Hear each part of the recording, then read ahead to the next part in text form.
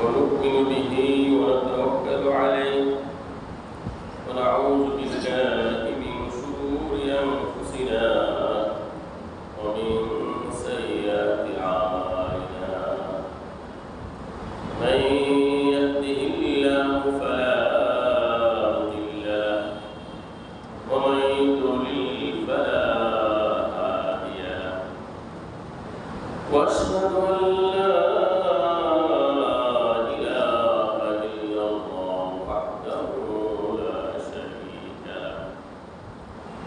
وأشهد أن سيدنا وسندنا ومولانا محمدا عبده ورسوله صلى الله تعالى عليه وعلى آله وأصحابه وبارك وسلم تسليما كثيرا. أما بعد فأعوذ بالله من الشيطان الرجيم. بسم الله الرحمن الرحيم. وقال إني ذاهب إلى ربي سيهدين رب هب لي من الصالحين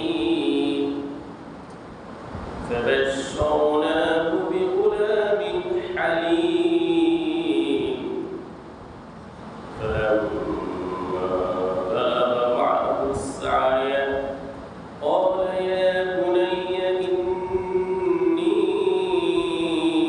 أرى في المنام أني أذبحك فانظر ماذا ترى قال يا أبت افعل ما تؤمر ستجدني إن شاء الله من الصابرين فلما أسلما وتله للجبين وناديناه أن يا إبراهيم قد صدقت الرؤيا إنا كذلك نجزي المحسنين إن هذا لهو البلاء المبين وفديناه بذبح عظيم. بارك الله لنا ولكم في القرآن العظيم ونفعنا وإياكم بالآيات والذكر الحكيم. প্রাণগুলি আন্তরিকভাবে অত্যন্ত নিষ্ঠার সাথে ইখলাসের সাথে ইস্তিগফার পাঠ করি, নবীর প্রেমে উজ্জীবিত হয়ে দরুদ পাঠ করি। আস্তাগফিরুল্লাহ আল্লাযী লা ইলাহা ইল্লা হুয়াল হাইয়ুল কাইয়্যুম ওয়া আতুবু ইলাইহি। আস্তাগফিরুল্লাহ আল্লাযী লা ইলাহা ইল্লা হুয়াল হাইয়ুল কাইয়্যুম ওয়া আতুবু ইলাইহি। আস্তাগফিরুল্লাহ আল্লাযী লা ইলাহা ইল্লা হুয়াল হাইয়ুল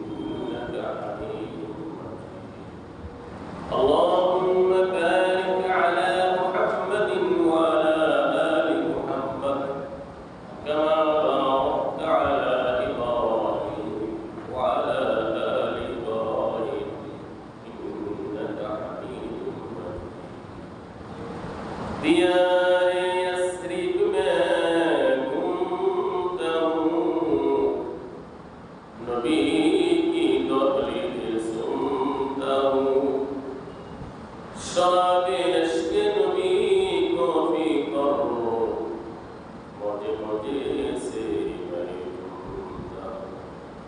अल्लाहुम्मा सल्ली व सल्लिम व बारिक अलैहि, अल्लाहुम्मा इफ्तह अलैना हिकमतका वंशुर अलैना रहमतका या दल जलाली वल इकराम। उपस्थित সম্মানিত ইসলাম প্রিয়, দ্বীন প্রিয়, কোরআন প্রেমী সুধীবৃন্দ, আল্লাহ সুবহানাহু ওয়া তাআলা অসীম মেহেরবানিতে পৃথিবীর শ্রেষ্ঠ দিনসমূহের মধ্যে সবচেয়ে শ্রেষ্ঠ দিন জিলহজ মাসের প্রথম দশকের মাঝে আসমানী সর্বশেষ এবং সর্বশ্রেষ্ঠ মহাগ্রন্থ, শাশ্বত গ্রন্থ, আলোক গ্রন্থ কোরআনে কারীমের বরকতপূর্ণ তাফসীরে আসার বসার সময় দেওয়া সুযোগটুকু আল্লাহ সুবহানাহু ওয়া তাআলা মেহেরবানি করে আমাদেরকে ভিক্ষা দান করেছেন। খুশি না বেজা? কম না বেশি? আসুন আমরা সবাই আল্লাহ সুবহানাহু ওয়া তাআলার দরবারে শুকরগুজার হই। অন্তরের অন্তঃস্থল থেকে আমরা শুকরিয়া জ্ঞাপন করি। সবাই বলে আলহামদুলিল্লাহ, আলহামদুলিল্লাহি হামদান কাসীরান দাইমান খালিদান মুখাল্লাদান মুআব্বাদান কামা ইয়ালিকু বিউলুমি শানিহি ওয়া বাহিরি বুরহানিহি ওয়া আযীমি ইহসানিহি। সম্মানিত সুধী, হাদিস শরীফে এসেছে আফযালু আইয়ামিদ দুনিয়া আল আশর। এই পৃথিবীর দিনসমূহের মধ্যে মহিমান্বিত শ্রেষ্ঠ দিন হলো জিলহজ মাসের 10 দিন। একটা হলো জিলহজ মাসের প্রথম দশক চলছে, দ্বিতীয়ত এই কোরআনে কারীমের মায়াবী আকর্ষণে আমরা দুনিয়ার ঝামেলাকে পিছনে রেখে কোরআনের মায়াবী আকর্ষণে, কোরআনের সান্নিধ্যে আল্লাহর দরবারে এসেছি। আবারও বলে আলহামদুলিল্লাহ। আজকে আমরা আলোচনা করব কুরবানির ইতিহাস, কুরবানির শিক্ষা, কুরবানির রহস্য, কুরবানির ফজিলত ইত্যাদি সম্পর্কে। সম্মানিত সুধী, আমাদের কুরবানি আর আগেকার যুগের কুরবানির মধ্যে মৌলিকভাবে দুইটা পার্থক্য। আমাদের এই ধর্মে উম্মতি মুহাম্মদীর মধ্যে কুরবানি বলা হয় নির্ধারিত দিনে নির্ধারিত পশু, উট, গরু, মহিষ, ছাগল, দুম্বা, ভেড়া, এই 6 প্রকার গৃহপালিত পশু নির্ধারিত দিনে জবাই করাকে কুরবানি বলা হয়। আর পূর্বেকার যুগে জবাই কুরবান পশুর সাথে কুরবানি করার কোনো নির্ধারিত কোনো বিধান ছিল না। যে কোনো পশু হোক, যে কোনো বস্তু হোক, যে কোনো দ্রব্য হোক, আল্লাহর জন্য উৎসর্গ করত, সেটাকে কুরবানি বলা হয়। আমাদের ধর্মে নির্ধারিত দিনে নির্ধারিত পশু জবাই করাকে কুরবানি বলা হয়। আর অন্যান্য নবী রাসূলের যুগে পশুর সাথে নির্ধারিত ছিল না। পণ্য হোক, দ্রব্য হোক, বস্তু হোক, পদার্থ হোক, প্রাণী হোক, জানোয়ার হোক, আল্লাহর জন্য উৎসর্গ করাকে কুরবানি বলা হতো। একটি পার্থক্য। আরেকটি পার্থক্য হলো আগেকার যুগে কুরবানি দেওয়ার পর কুরবানির বস্তু দ্বারা উপকৃত হওয়ার কোনো সুযোগ থাকতো না। যার কুরবানি কবুল হতো, আকাশ থেকে সাদা আগুন এসে ঝালিয়ে ভস্ম করে দিত, পুড়িয়ে দিত, প্রমাণিত হয়ে যেত তার কুরবানি আল্লাহর কাছে কবুল হয়ে গেছে। বলেন সুবহানাল্লাহ। আগেকার যুগে বিধান ছিল যার কুরবানি আল্লাহর কাছে কবুল হবে, ওই বস্তু, ওই প্রাণীটাকে আকাশ থেকে সাদা আগুন এসে জ্বালিয়ে দিত, তখন প্রমাণিত হয়ে যেত তার কুরবানি আল্লাহর কাছে কবুল হয়েছে, সে আল্লাহর প্রিয় হবে। আর যারটা কবুল হতো না, সে ঘৃণার পাত্র হতো।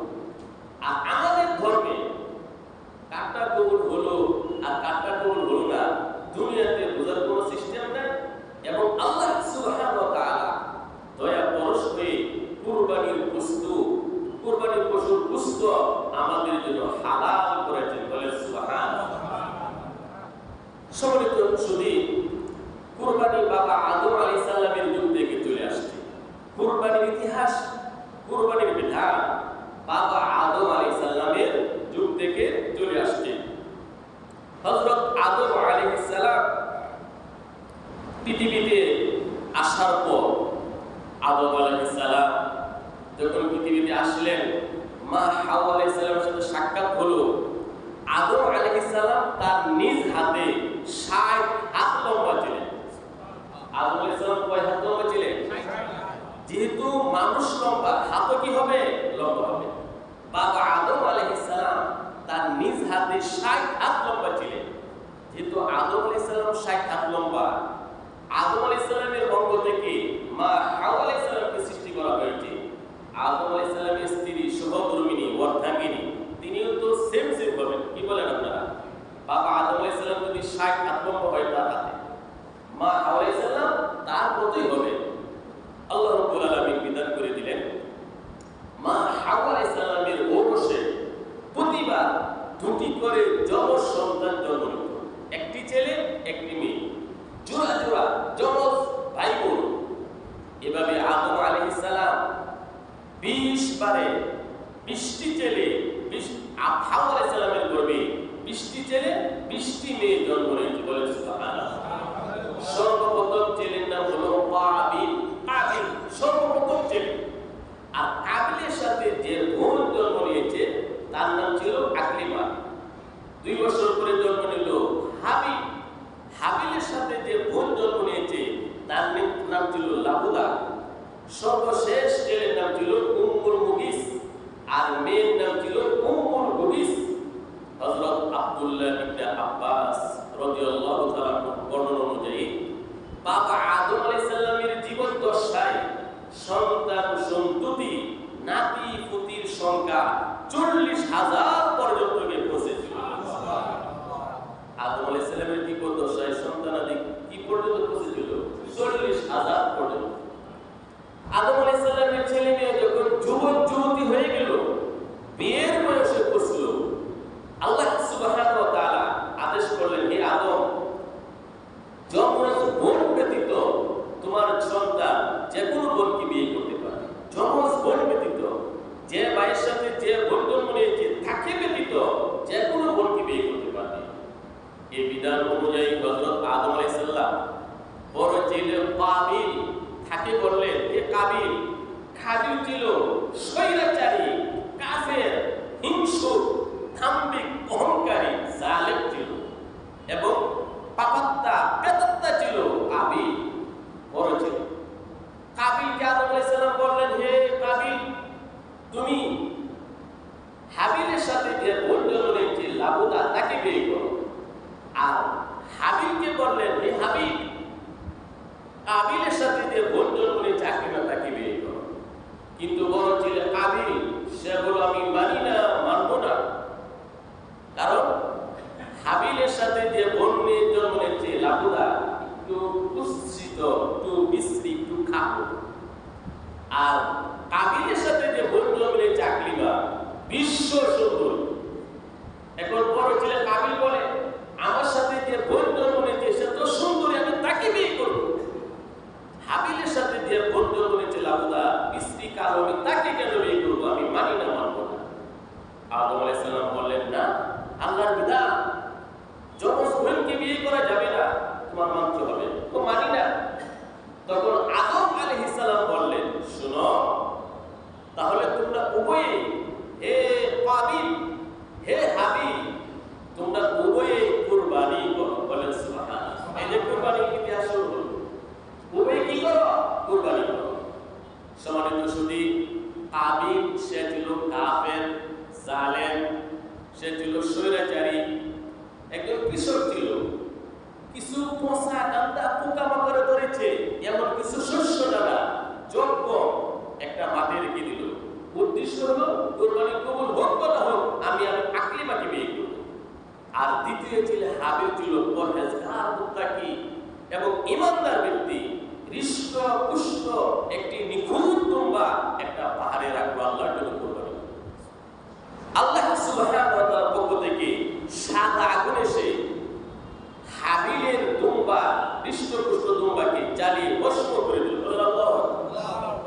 আর কাবিলের যে শস্য যারা যেখানে ছিল সেখানে করে দিল। প্রমাণিত হয়ে গেল হাবিলের কুরবানি আল্লাহ কবুল করেছে আর কাবিলের না কুরবানি কবুল করেন নাই। বাবা আদম আলাইহিস সালাম বললেন, হে হাবিল, তুমি আকলিমাকে বিয়ে করো, যেহেতু তোমার কুরবানি কবুল হয়ে গেছে। আর কাবিল, তুমি লাবুদাকে বিয়ে করো। এখন বড় ছেলে কাবিল বলে, না আমি মানি না, মানব না। কেন আমি বিয়ে করব লাবুদাকে? আমার সাথে যখন জন্ম নিয়েছে আমি তাকে বিয়ে করব। এই দিকে দিয়ে হজের মৌসুম শুরু হয়ে গেল। বাবা আদম আলাইহিস সালাম হজে চলে আসলেন। এখন বড় ছেলে কাবিল হাবিলকে বলে, হে হাবিল, তোর কুরবানি কেন কবুল হলো, আমারটি কেন কবুল হলো না? হিংসার আগুনে জ্বলতে লাগলো। এক পর্যায়ে বড় ছেলে ছোট ছেলে কাবিলকে হত্যা করলো। আল্লাহ সুবহানাহু ওয়া তাআলা সূরাতুল মাইদার মধ্যে এই আলোচনা শুরু করেছেন। ওয়াতলু আলাইহিম নাবা বনাই আদম বিল হক ইয قربا قربانا فتقبل من أحدهما ولم يتقبل من الآخر قال لأقتلنك قال إنما يتقبل الله من المتقين। ইয়াশাদ বলছে, হে নবী, আপনি তাদের কাছে আলোচনা করুন, বর্ণনা করুন আদম আলাইহিস সালামের দুই সন্তানের কাহিনী যথাযথভাবে। ঈদ করবা কুরবানা, যখন উভয়ে কুরবানি পেশ করেছিল, কাবিল এবং হাবিল। ফাতুবিলা মিন আহাদিহিমা, একজনের কুরবানি কবুল হলো, হাবিলের কুরবানি কবুল হলো। ওয়ালা মুতাকাব্বাল মিনাল আখার, অপরজনের কুরবানি কবুল হলো না, কাবিলের কুরবানি কবুল হলো না। যেহেতু কাবিলের কুরবানি কবুল হলো না, কাবিলে বলল, ক্বালা লাআকুলান্নাক, হে হাবিল, তোমার কুরবানি কেন কবুল হলো, আমি তোমাকে হত্যা করে ফেলবো। বলে নাউযুবিল্লাহ। ক্বালা ইন্নামা ইয়াতাকাব্বালুল্লাহু মিনাল মুত্তাকিন। হাবিলে বললেন, নিশ্চয় আল্লাহ তাআলা মুত্তাকি বান্দার কুরবানি কবুল করেন। সুবহানাল্লাহ। لئن بسطت إلي يدك لتقتلني ما أنا بباسط يدي إليك لأقتلك إني أخاف الله رب العالمين। হাবিলে বলল, ভাই, তুমি আমার বড়, তুমি যদি আমাকে হত্যা করো, আমি কিন্তু তোমাকে হত্যা করব না। হত্যা করা তোমার জন্য করা, এই কাজ আমি করতে পারবো না। আমি বিশ্ব প্রতিপালক আল্লাহকে ভয় করি। ইন্নী উরিদু আন তাবুআ বিইসমি ওয়া ইসমিকা ফাতাকুনা মিন আসহাবিন নার ওয়া যালিকা জাযাউয যালিমিন। আমাকে যদি হত্যা করো, আমার গুনাহ নিয়ে তুমি জাহান্নামে যাবে, তোমার গুনাহ আমার গুনাহ নিয়ে তুমি জাহান্নামে যাবে, এটাই জালেমদের শাস্তি। فطوعت له نفسه قتل أخيه فقتله فأصبح من الخاسرين। তাফসীরে লেখা আছে, কাবিল সে ছিল দুর্বল, ওই বড় ছেলে কাবিল দুর্বল ছিল, ছোট ছেলে হাবিল শক্তিশালী ছিল, বলিষ্ঠ দেহের অধিকারী ছিল। হাবিল শুয়ে আছে, কাবিলের বড় পাথর এনে মাথার মধ্যে নিক্ষেপ করে ছোট ভাই হাবিলকে নিক্ষেপ হত্যা করে ফেলল। বলেন নাউযুবিল্লাহ। কাবিলে হাবিলকে হত্যা করে ফেলল। সম্মানিত সুধী, এটা হলো পৃথিবীতে সর্বপ্রথম হত্যাকাণ্ড। এখন কাবিল আপন ভাইকে হত্যা করলো, হাবিলকে হত্যা করলো। দাফন করবে কিভাবে, কবর দিবে কিভাবে, পদ্ধতি জানা নাই, কারণ এটা তো পৃথিবীর সর্বপ্রথম হত্যাকাণ্ড। আল্লাহ সুবহানাহু ওয়া তাআলা একটি কাক প্রেরণ করলেন। একটি কাক এসে আর একটা মরা কাককে, কাওয়াকে মাটিকরণ করে দাফন করল। আল্লাহ তাআলা বলেন, ফাবাআসাল্লাহু গুরাবান ইয়াবআথু ফিল আরদি লিইউরিয়াহু কাইফা ইওয়ারি সাওআতা আখি ক্বালা ইয়া ওয়াইলাতা আ'জাজতু আন আকুনা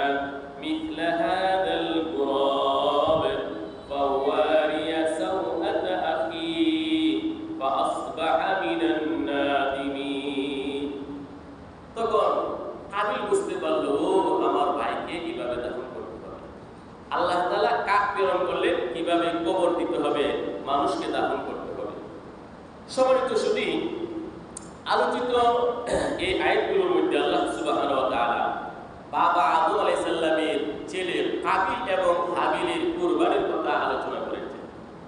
কাবিল হাবিলকে হত্যা করেছিল, এই জন্য আল্লাহ তাআলা আইন করেছেন এই পৃথিবীতে যত খুন হবে, মানুষ হত্যা হবে, প্রত্যেকটা খুনির একটা গুনার অংশ প্রথম ছেলে আদম আলাইহিস সালামের কাবিল তার আমলনামায় স্বাভাবিকভাবে চলে যাবে। নাউজুবিল্লাহ।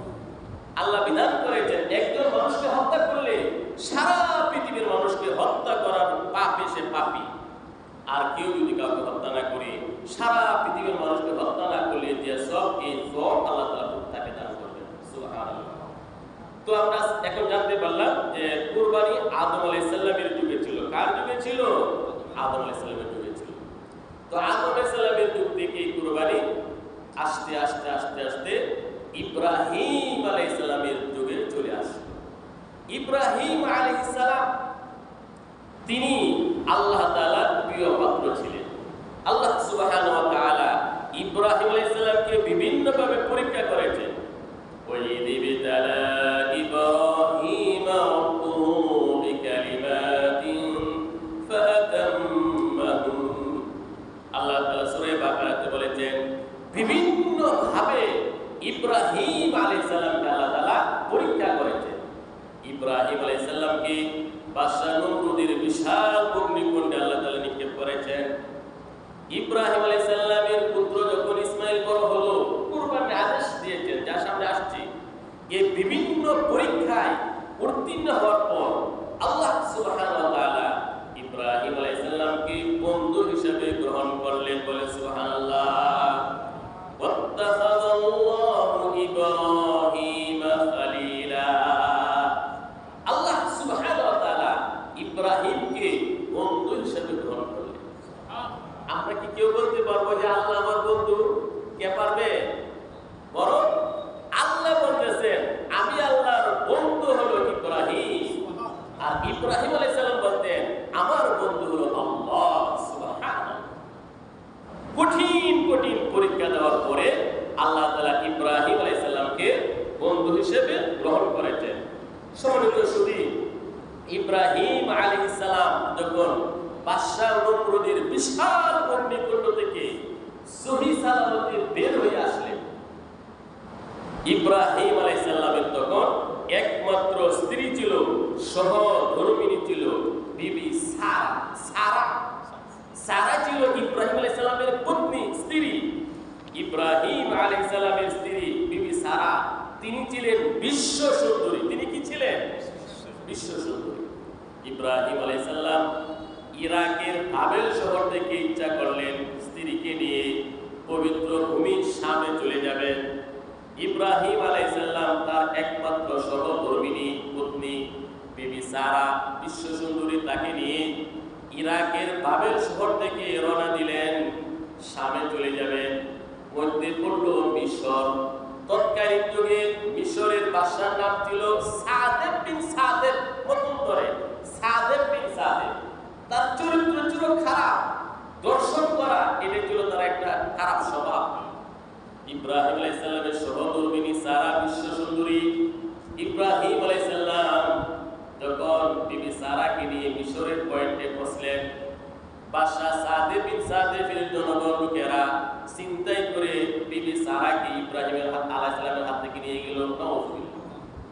ইব্রাহিম আলাইহিস সালাম ওযু করে নামাজে দাঁড়ালেন। বাদশা সাদেব বিন সাদেব এত সুন্দরী নারী পেয়ে আনন্দে আত্মহারা। বিশেষ কামরায় যখন বসত উদ্দেশ্যে নিয়ে গেল, হাত বাড়ানোর জন্য ইচ্ছা করলো। মা সারা তিনি বললেন আমাকে একটু সুযোগ দাও, আমি ওযু করব, 2 রাকাত নামাজ পড়ব। বলেন আল্লাহু আকবার।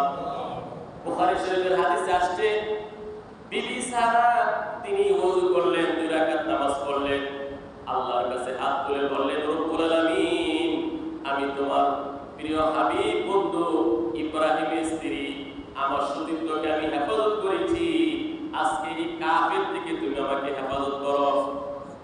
সাথে সাথে বাদশা ওমস হয়ে গেল, মাটিতে পড়ে সে কাঁদতে শুরু করল। আল্লাহু আকবার। বাদশা বলল আমাকে মাফ করে দাও, ক্ষমা করে দাও। বিবি সারা আল্লাহর কাছে বলেন, আয় আল্লাহ, বাদশা যদি এখন মারা যায় আমি আসামি হব, বাদশাকে সুস্থ করো। আল্লাহ তাআলা সুস্থ করে দিলেন। আবারও বাদশা হাত বাড়াতে চায়, আবারও সারা ওযু করলেন, 2 রাকাত নামাজ পড়ে আল্লাহর কাছে দোয়া করলেন, আবারও বাদশা অবশ্য হয়ে গেল, রাজি হয়ে গেল। এভাবে 3 বার বাদশা যখন অসুখ উদ্দেশ্যে হাত বাড়ায়, নামাজ পড়ে সারা আল্লাহর কাছে দোয়া করে, বাদশা মাটিতে পড়ে কাঁদতে শুরু করল। শেষ পর্যায়ে বাদশা বলল, তোমার কাছে আমি আর যাব না, কে কে আসো তাকে মুক্ত করে দাও, সে কোনো মানুষ হবে না, অন্য কিছু হবে, তাকে আজাদ করে দাও। তার সাথে হাজেরা নামক যে সুন্দরী বাদী আছে, দাসী আছে, তার সেবা করার জন্য হাজেরা নামক বাদীকে উপহার দিয়ে দাও। বলে সুবহানাল্লাহ। বিবি সারা হাজেরা নামক বাদীকে নিয়ে ইব্রাহিম আলাইহিস সালামের কাছে আসলেন। ইব্রাহিম আলাইহিস সালাম নামাজে ছিলেন, নামাজ শেষ করলেন। ইব্রাহিম সালাম বললেন, কিছুই বলতে হবে না, আল্লাহ তাআলা গায়েবের পর্দা তুলে নিয়েছেন, আমি সব দেখেছি। আল্লাহ তাআলা তোমার সতীত্বকে হেফাজত করেছেন। সুবহানাল্লাহ। সম্মানিত সুধী, ইব্রাহিম আলাইহিস সালামের বয়স প্রায় 100 কাছাকাছি, 100 কাছাকাছি, 99 বছর বয়স। বহুত উত্তর ইব্রাহিম আলাইহিস সালাম, কিন্তু কোনো সন্তান নেই। তো ইব্রাহিম আলাইহিস সালামকে বিবি সারা বললেন, এই যে হাজেরা নামক বাদী বাদশা আমাকে খেদমতের জন্য দিয়েছে, সে তো দাসী, তাকে আজাদ করুন, আপনার তাকে বিয়ে করুন, হয়তো তার গর্ভে আল্লাহ তাআলা কোনো সন্তান দিতে পারে। বলে সুবহানাল্লাহ। ইব্রাহিম আলাইহিস সালাম বিয়ে করলেন, আল্লাহর কাছে দোয়া করলেন, রব্বি হাবলি মিনাস সালিহিন, হে আল্লাহ, হে আমার রব, আমাকে নেক সন্তান দান করুন। সাথে সাথে আল্লাহ তাআলা দোয়া কবুল করলেন। বলে সুবহানাল্লাহ। বিবি হাজেরার গর্ভে সন্তান জন্ম নিল ইসমাঈল। সন্তান জন্ম নিল কে? সতীনের ঘরে ঝগড়াঝাটি হওয়াটা স্বাভাবিক, সতী। এখন বিবি হাজেরা বিবি সারার মধ্যে প্রায়ই ঝগড়া, সকাল বিকাল। বিবি সারা একদিন বললেন, হে হাজেরা, আল্লাহর কসম, তুমি এত সুন্দর, তোমার 2 কান কেটে তোমাকে বিশ্রী বানিয়ে দেব। ইব্রাহিম আলাইহিস সালাম বললেন, তুমি যেহেতু কসম করে বলেছো এই কথা, কসম পূর্ণ করতে হবে। এখন বিবি হাজেরার 2 কানে 2টা ছিদ্র করে দাও, তোমার কসম পূর্ণ হয়ে যাবে। বিবি হাজেরার 2 কানে 2টা ছিদ্র করে দিল। ইব্রাহিম আলাইহিস সালাম কানের 2টা দুল ফুল শর্টের পরে দিলেন, সুন্দর যেন মোটামুটি বেড়ে দিল। সুবহানাল্লাহ। কান বিন্দানোর কথা আছে ইতিহাসে, কিন্তু নাক বিন্দানোর কথা, টুক বিন্দানোর কথা, এই যে নাক বিন্দা, এইগুলা ইসলামে নাই। আচ্ছা যাক, তো এখন সকাল বিকাল ঝগড়া লেগে যায়। আল্লাহ সুবহানাহু ওয়া তাআলা ইব্রাহিম আলাইহিস সালামকে আদেশ করলেন, হে ইব্রাহিম, শাম থেকে বিবি হাজেরা পুত্র ইসমাঈলকে মক্কায় বাইতুল্লাহর কাছে রেখে আসো। সম্মানিত সুধী, বাইতুল্লাহ শরীফের তখন কোনো অস্তিত্ব ছিল না। নূহ আলাইহিস সালামের প্লাবনে বাইতুল্লাহ বিধ্বস্ত হয়েছিল, ধ্বংস হয়ে গিয়েছিল। বাইতুল্লাহ কোথায় আছে কোনো ঠিকানা নাই। জঙ্গল, মরুভূমি, গাছপালা সব পড়ে গেছে। আল্লাহ সুবহানাহু ওয়া তাআলা ইব্রাহিম আলাইহিস সালামকে আদেশ করলেন, পুত্র ইসমাঈল বিবি হাজেরাকে বাইতুল্লাহর নিকটে রেখে আসো। শাম থেকে ইব্রাহিম আলাইহিস সালাম মা হাজেরা পুত্র ইসমাঈল শিশু পুত্র বাইতুল্লাহর কাছে রেখে আসলেন। অল্প কিছু পানি, অল্প কিছু খেজুর। ইব্রাহিম আলাইহিস সালামের শেষ বয়সের সন্তান ইসমাঈল আলাইহিস সালামের চেহারা খুব নুরানি ছিল। তিনি তো ভবিষ্যতের নবী হবেন, নবুয়তের নবী হওয়ার সকল আলামত তার বডির মধ্যে ছিল। ইব্রাহিম আলাইহিস সালাম এত মহব্বত, বারবার সন্তানকে দেখে, কিন্তু আল্লাহর নির্দেশ, এত বেশি দেখতে পারবে না, বাইতুল্লাহ নিকটে মা হাজেরা পুত্র ইসমাঈলকে রেখে আসো। জনমানবহীন এলাকা, ঘর বাড়ি নাই, মানুষ নাই, পশু পাখি নাই। বিবি হাজেরা পুত্র ইসমাঈলকে বাইতুল্লাহর কাছে যখন ইব্রাহিম সালাম রেখে আসে, চোখের দৃষ্টির আড়ালে চলে গেলেন, তখন ইব্রাহিম আলাইহিস সালাম কেঁদে কেঁদে আল্লাহর কাছে দোয়া করলেন, রব্বানা ইন্নী আসকানতু মিন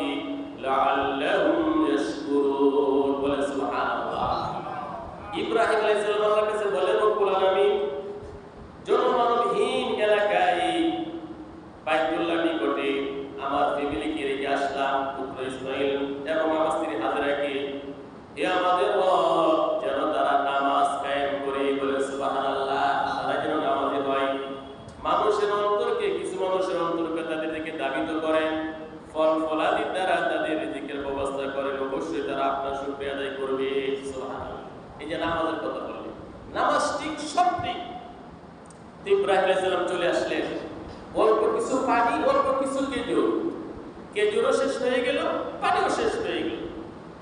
মা হাজেরা তিনি লক্ষ্য করলেন ক্ষুধার কারণে হাজেরার বুকের দুধ শুকিয়ে গেল, পানি নাই, খেজুর নাই।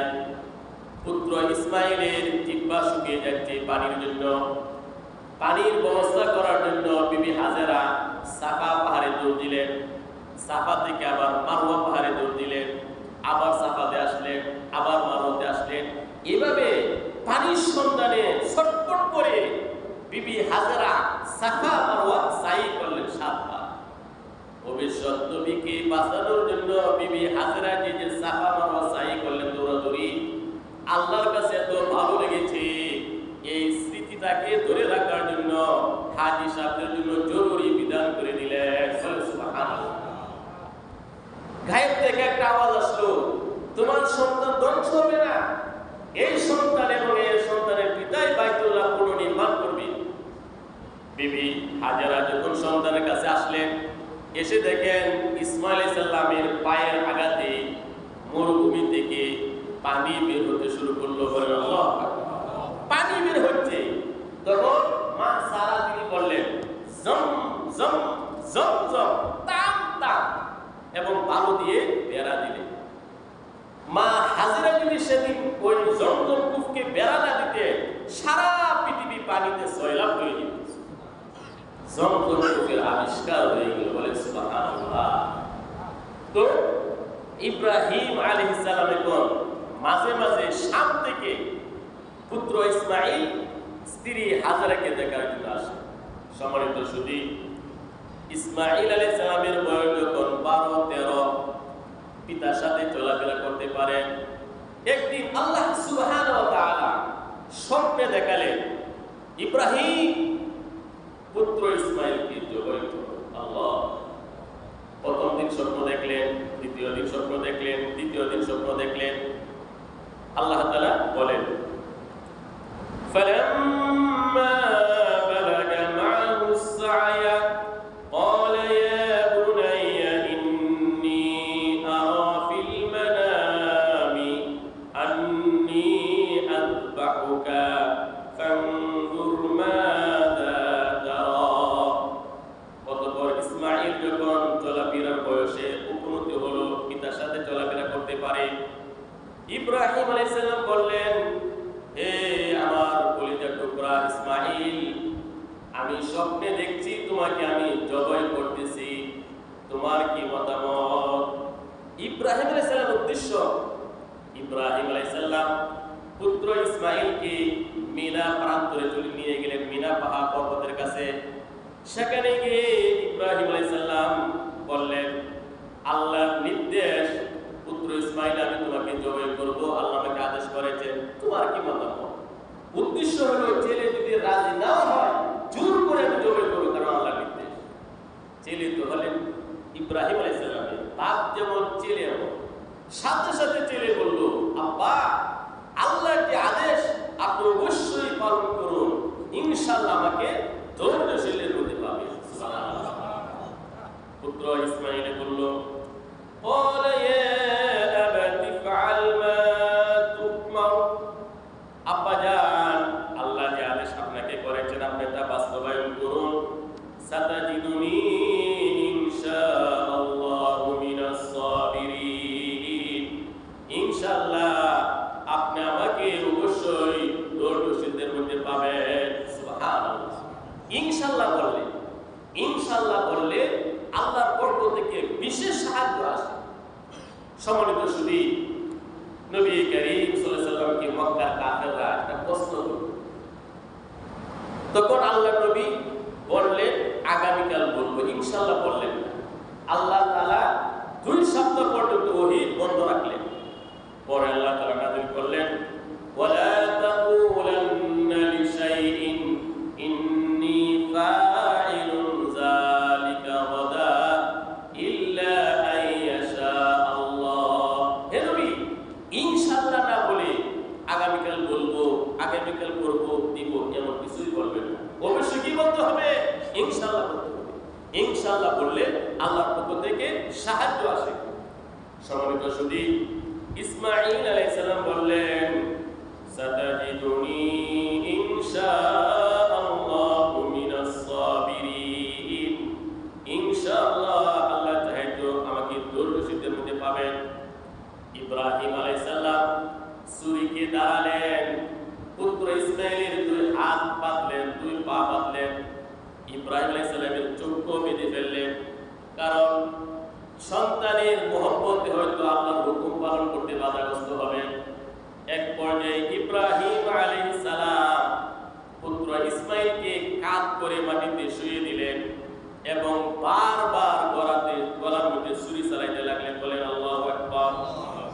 ফালাম্মা আসলামা ওয়া তাল্লাহু লিল জাবিন। আল্লাহ বলেন, ফালাম্মা আসলামা, ইব্রাহিম আলাইহিস সালাম জবাব করতে প্রস্তুত হয়ে গেল, পুত্র ইসমাঈল জবাব হওয়ার জন্য প্রস্তুত হয়ে গেল। এটাকে আল্লাহ তাআলা বলেন আসলামা, আত্মসমর্পণ করলো। ইসলাম শব্দের অর্থ হলো সারেন্ডার করা, আত্মসমর্পণ করা, মেনে নেওয়া। ইসলাম অর্থ শান্তি না, সালাম অর্থ শান্তি। তবে ইসলামের ফলাফল হলো শান্তি। কোন ব্যক্তি যদি ব্যক্তিগত জীবনে ইসলাম মানে, পারিবারিক জীবনে ইসলামকে ফলো করে, সামাজিকভাবে ইসলামকে অনুসরণ করে, রাষ্ট্রীয়ভাবে ইসলামকে অনুসরণ করে, ফলাফল শুধু শান্তি আর শান্তি আর শান্তি। সুবহানাল্লাহ। তো ইসলাম শব্দের অর্থ হলো আত্মসমর্পণ করা। মুসলমানি ওয়াদ গারদান নিহাদান ইনানে খুদ পদস্তে খাজাদান। মুসলমান, ইসলামের মর্ম হলো নিজের গলায় দড়ি লাগিয়ে কোরআন হাদিসের সামনে দিয়ে দেওয়া, কোরআন হাদিস যেভাবে বলে সেভাবে চলা।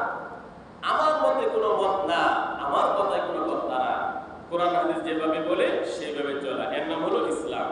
তো ইব্রাহিম আলাইহিস সালাম পুত্রকে জবাই করার জন্য প্রস্তুত হয়ে গেলেন, পুত্র ইসমাঈল জবাই হওয়ার জন্য প্রস্তুত হয়ে গেলেন। ইব্রাহিম আলাইহিস সালাম হাত পা বেঁধে পুত্র ইসমাঈলকে কাঁধ করে শুয়ে দিলেন। আল্লাহ বলেন, ফালাম্মা আসলামা, উভয়ে যখন আত্মসমর্পণ করল, নত হয়ে গেল, ইব্রাহিম আলাইহিস সালাম জবাই করার জন্য প্রস্তুত, পুত্র ইসমাঈল জবাই হওয়ার জন্য প্রস্তুত। ওয়া তাল্লাহু লিল জাবিন, পুত্র ইসমাঈলকে কাঁধ করে শুয়ে দিলেন। ইব্রাহিম আলাইহিস সালাম বারবার গলার মধ্যে ছুরি চালাচ্ছেন। আল্লাহু আকবার। সম্মানিত সুধী, প্রত্যেক নবীর গায়ে অসাধারণ শক্তি থাকে। আমাদের বিশ্বনবী সর্বশেষ সর্বশ্রেষ্ঠ মহামানব মুহাম্মদুর রাসূলুল্লাহ সাল্লাল্লাহু আলাইহি ওয়াসাল্লামের গায়ে 4000 পুরুষের শক্তি ছিল। আমাদের নবীর গায়ে কয় হাজার জনের শক্তি ছিল? 4000। তো ইব্রাহিম আলাইহিস সালামের গায়ে তো সেই পরিমাণ শক্তি ছিল।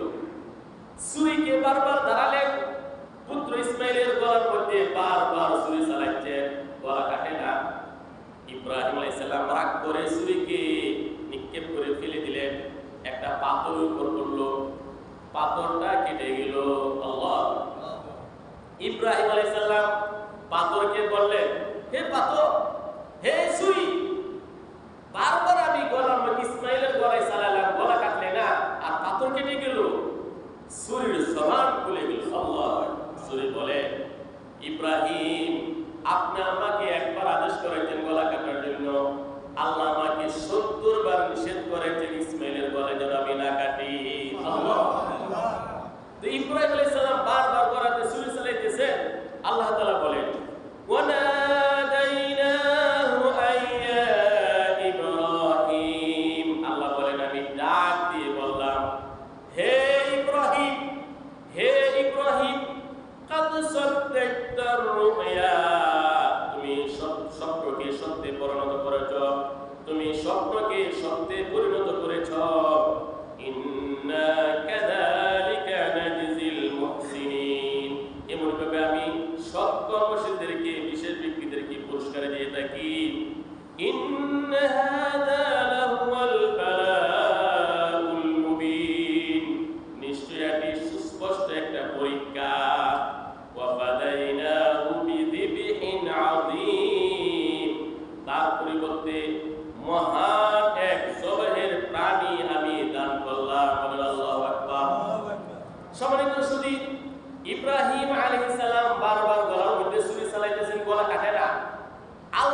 উদ্দেশ্য গলা কাটা না, পরীক্ষা করা। আল্লাহর উদ্দেশ্য কি? পরীক্ষা করা। ইব্রাহিম আলাইহিস সালাম যখন বারবার গলাতে ছুরি চালাইতেছেন, আল্লাহ তাআলা জিবরিল আলাইহিস সালামকে আদেশ করলেন, হে জিবরিল, এই যে আদম আলাইহিস সালামের ছেলে হাবিলের দুম্বা কুরবানি দিয়েছিল, জান্নাত থেকে সেই হৃষ্টপুষ্ট দুম্বাটি নিয়ে ইব্রাহিমের কাছে যাও, আনুষ্ঠানিকতা রক্ষার জন্য ইব্রাহিম যেন দুম্বা কুরবানি করে। জিবরিল আলাইহিস সালাম প্রথম আকাশে, জিবরাইল আলাইহিস সালাম দেখতেছেন যেভাবে ইব্রাহিম আলাইহিস সালাম ছুরি চালাইতেছেন, এত দ্রুত জমিনে পৌঁছার আগে হয়তো জবাইয়ের কাজ সম্পন্ন করবেন। এই জন্য জিবরিল আলাইহিস সালাম প্রথম আকাশ থেকে বললেন, আল্লাহু আকবার, আল্লাহু আকবার, আল্লাহ মহান, আল্লাহ শ্রেষ্ঠ। ইব্রাহিম আলাইহিস সালাম আকাশে তাকিয়ে দেখেন জিবরিল আলাইহিস সালাম দুম্বা নিয়ে আসতেছেন। তখন ইব্রাহিম আলাইহিস সালাম বললেন, লা ইলাহা ইল্লাল্লাহ, আল্লাহু আকবার, আল্লাহ ছাড়া কোনো ইলাহ নাই, আল্লাহই শ্রেষ্ঠ। ছুরির তলে ছিলেন ইসমাঈল, তিনি তখন বললেন, আল্লাহু আকবার ওয়ালিল্লাহিল হামদ, আল্লাহ মহান, আল্লাহর জন্য সকল প্রশংসা। সুবহানাল্লাহ। একজন স্বর্গীয় দূত সাইয়্যিদুল মালায়েকা জিবরিল আলাইহিস সালাম, তার তকবীর, ইব্রাহিম আলাইহিস সালামের তকবীর, ভবিষ্যতে নবী হবেন ইসমাঈল, এই তিন মহান ব্যক্তির তকবীর আল্লাহর কাছে এত বেশি প্রিয় লেগেছে, কেমন পর্যন্ত যেন স্মৃতিটা ধরে রাখা যায়। এই জন্যই মুসলিম উম্মাহ নরনারীর জন্য আল্লাহ তাআলা ওয়াজিব করেছেন প্রত্যেক ফরজ নামাজের পরে 9 জিলহজের ফজর থেকে 13 জিলহজের আসর পর্যন্ত ফরজ নামাজের পরে তাকবীরে তাশরিক পড়তে হবে। আল্লাহু আকবার, আল্লাহু আকবার, লা ইলাহা ইল্লাল্লাহ, আল্লাহু আকবার, আল্লাহু আকবার ওয়ালিল্লাহিল হামদ। সম্মানিত সুধী, এই তো হলো কুরবানি। আল্লাহ সুবহানাহু ওয়া তাআলা সূরা কাউসারে বলেন, ইন্না আ'তাইনাকাল কাউসার ফাসাল্লি লিরাব্বিকা ওয়ানহার। হে নবী, কুরবানি করুন, নামাজ পড়ুন একমাত্র আল্লাহর জন্য, কুরবানি করুন একমাত্র আল্লাহর উদ্দেশ্যে। ফাসাল্লি লিরাব্বিকা ওয়ানহার, আল্লাহর জন্য নামাজ পড়ুন, আল্লাহর জন্য কুরবানি করুন।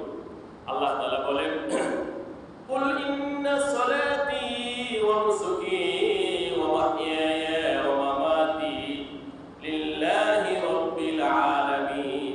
এগুলো আপনি বলুন, আমার নামাজ, আমার কুরবানি, আমার জীবন, আমার মৃত্যু সব বিশ্ব প্রতিপালক আল্লাহর জন্য উৎসর্গ। আমাদের জীবন আল্লাহর জন্য, মরণ আল্লাহর জন্য, নামাজ আল্লাহর জন্য, কুরবানি কার জন্য? আল্লাহ। সূরা হজের 37 নম্বর আয়াতে আল্লাহ তাআলা বলেন, লা ইয়ানালুল্লাহা লুহুমুহা ওয়ালা দিমাউহা ওয়ালাকিন ইয়ানালুহুত তাকওয়া মিনকুম কাযালিকা সাখখারাহা লাকুম লিতুকাব্বিরুল্লাহা আলা মা হাদাকুম ওয়া বাশশিরিল মুহসিনিন। আল্লাহ বলেন, তোমরা যে কুরবানি পশু জবাই করো, কুরবানি পশুর রক্ত, কুরবানি পশুর গোশত আল্লাহর কাছে পচে না। আল্লাহর কাছে পচে তোমাদের নিয়ত, তোমাদের মনের টান, মনের আবেগ, তাকওয়া। সুবহানাল্লাহ। সম্মানিত সুধী, কুরবানির পশুর মধ্যে সবচেয়ে ইম্পর্টেন্ট হলো রক্ত এবং গোশত। আল্লাহ বলেন, কুরবানি পশুর গোশত, রক্ত আল্লাহর কাছে যায় না। আল্লাহর কাছে যায় কি? মনের আবেগ, মনের টান। কে আল্লাহর জন্য কুরবানি করতেছে, আর কে সমাজে সুনাম স্বীকৃতি পাওয়ার জন্য কুরবানি করতেছে। হাদিস শরীফে আসছে, ইন্নাল্লাহা লা ইয়ানজুরু ইলা সুওয়ারিকুম ওয়া আমওয়ালিকুম ওয়ালাকিন ইয়ানজুরু ইলা কুলুবিকুম ওয়া আমালিকুম। আল্লাহ তাআলা তোমাদের ধন সম্পদ, তোমাদের আকার আকৃতির প্রতি তাকান না, আল্লাহ তাআলা তোমাদের অন্তরের দিকে তাকান। সুবহানাল্লাহ।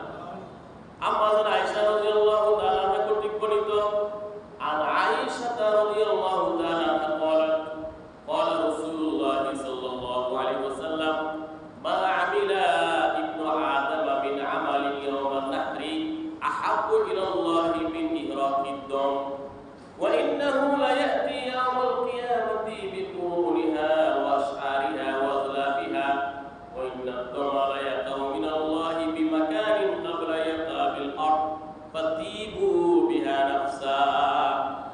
আম্মা জান আয়েশা রাদিয়াল্লাহু তাআলা আনহা কর্তৃক বর্ণিত, তিনি বলেন রাসূলুল্লাহ সাল্লাল্লাহু আলাইহি ওয়াসাল্লাম বলেছেন, কুরবানির দিন আল্লাহর কাছে সবচেয়ে প্রিয় আমল হলো নামাজ, তেলাওয়াত, দান, খায়রাত, এই সব কিছু থেকে কুরবানির দিন আল্লাহর কাছে প্রিয় আমল হলো পশুর জবাই করা, মানে রক্ত প্রবাহিত করা, কুরবানি করা।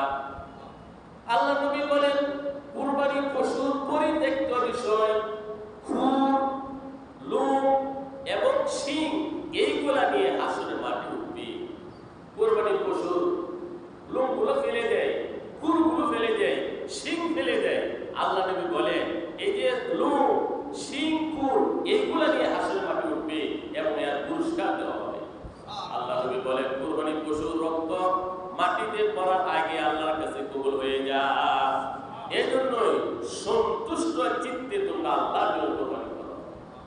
আবু যায়েদ ইবনে আরকাম قال قال اصحاب رسول الله صلى الله عليه وسلم يا رسول الله ما هذه الاضاحي। যায়েদ ইবনে আরকাম রাদিয়াল্লাহু তাআলা কর্তৃক বর্ণিত, তিনি বলেন, নবীর সাহাবীগণ জিজ্ঞেস করলেন, হে আল্লাহর রাসূল, কুরবানির রহস্য কি, তাৎপর্য কি, হাকিকত কি?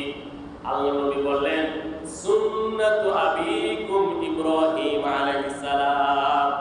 কুরবানি হলো ইব্রাহিম আলাইহিস সালামের তরিকা, ইব্রাহিম আলাইহিস সালামের সুন্নাহ, ওয়াজিব, সুন্নাত মানে ওয়াজিব। সাহাবায়ে কেরাম বললেন, ফামা লানা ফিহা ইয়া রাসূলুল্লাহ, ইয়া রাসূল, আমাদের কি লাভ হবে কুরবানি দিলে? আল্লাহ নবী বললেন, বিকুল্লি শারাতিন হাসানা, কুরবানির পশুর প্রত্যেকটা লোমের বিনিময়ে আল্লাহ তাআলা হাসানা দান করবেন। সাহাবায়ে কেরাম বললেন, ইয়া রাসূলুল্লাহ, দুম্বা ভেড়ার তো বেশি লোম হয়। আল্লাহ নবী বললেন, বিকুল্লি শারাতিন মিনাস সুফি হাসানা, প্রত্যেকটা দুম্বা ভেড়ার পশমের বিনিময়ে আল্লাহ তাআলা হাসানা দান করবেন। হাসানা হলো পরকালের মুদ্রা, যেমন আমাদের মুদ্রা বাংলাদেশের টাকা, ইন্ডিয়া রুপি, এভাবে ডলার, ইউরো, পরকালের যে মুদ্রা সেটার নাম হলো হাসানা। বলেন সুবহানাল্লাহ। কুরবানির পশুর প্রত্যেকটা লোমের বিনিময়ে আল্লাহ তাআলা হাসানা দান করবেন। সম্মানিত সুধী, আল্লাহ নবী বলেন, যাদের সামর্থ্য আছে কুরবানি দেওয়া, সে যদি কুরবানি না দেয়, সে যেন আমাদের ঈদগাহ মাঠের কাছে না আসে। আল্লাহ নবী প্রতি বছর মদিনাতে কুরবানি দিয়েছেন। বিদায় হজ্জের বছর ব্যক্তিগতভাবে নবীজি 100 উট কুরবানি দিয়েছেন। 63টি উট নবীজি নিজের হাতে জবাই করেছেন। নবীজি ক্লান্ত হয়ে গেলেন, আলী রাদিয়াল্লাহু বলে, হে আলী, বাকি 37টা আমার পক্ষ থেকে তুমি জবাই করো। আল্লাহ, তো কুরবানি এক মহান ইবাদত, আল্লাহ সন্তুষ্টির জন্য করতে হবে, শুধু আল্লাহকে খুশি করার জন্য। আল্লাহ তাআলা আমাদের সবাইকে আজকের এই সংক্ষিপ্ত আলোচনার উপর আমল করার তৌফিক দান করুন। আমিন। সুবহানাল্লাহি ওয়া বিহামদিহি, আশহাদু আল্লা ইলাহা